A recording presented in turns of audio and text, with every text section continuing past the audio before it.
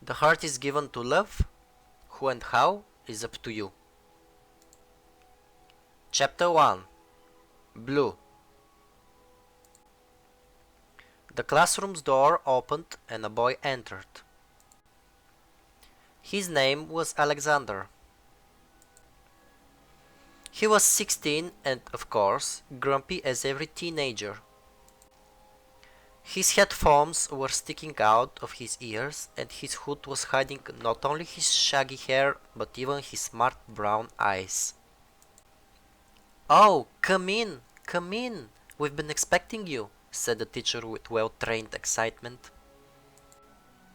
"Good day," he answered.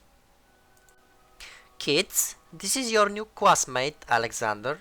Let's welcome him in our little society and make him feel at home." "Hi!" some of the kids greeted him. "Hello," he answered testily and turned to the teacher. "May I sit already?"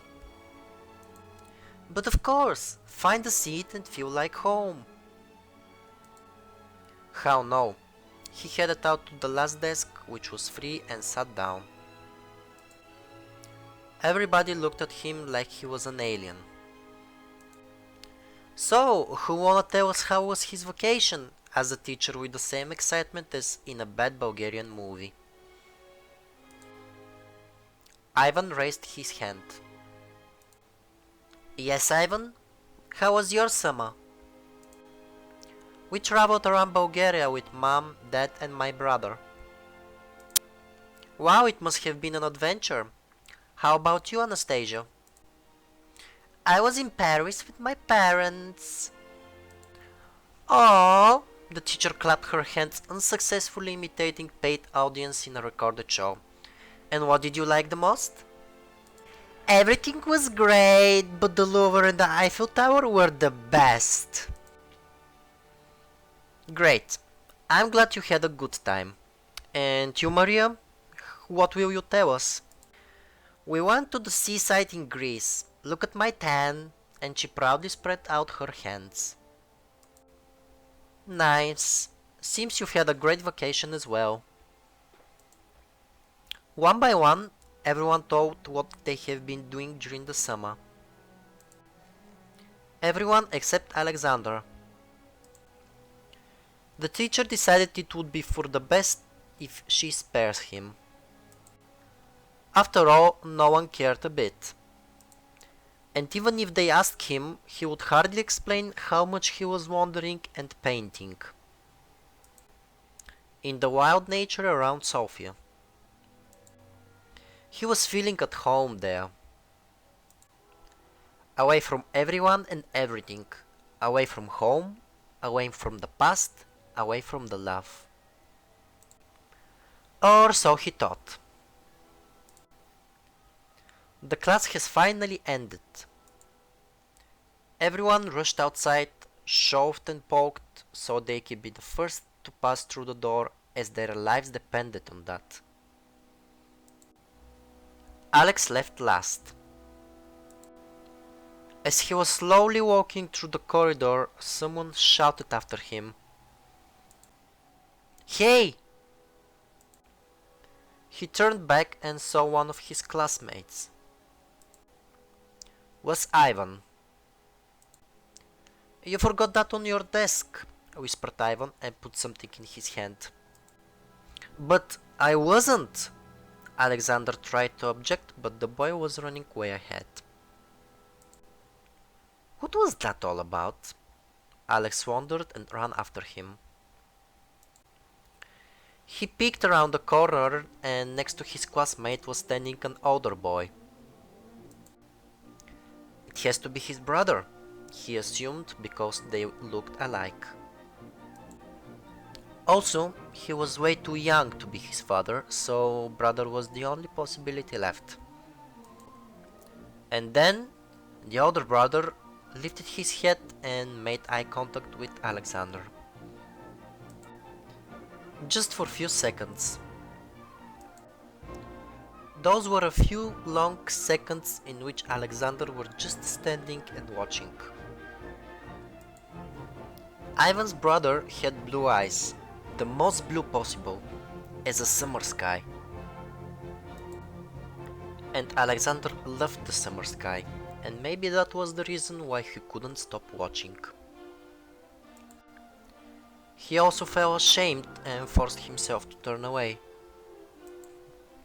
but couldn't miss that the brothers were walking away. He walked away too. Got home, entered the living room and announced solemnly, "Here I am." "Hi dear, how was your first day at school?" his mother asked. "Normal.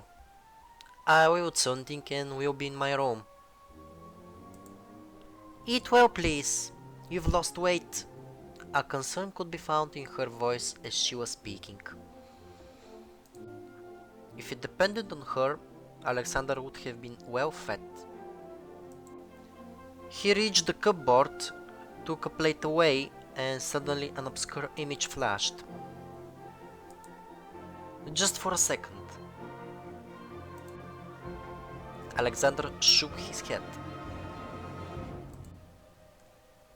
What was that? He ate and went to his room.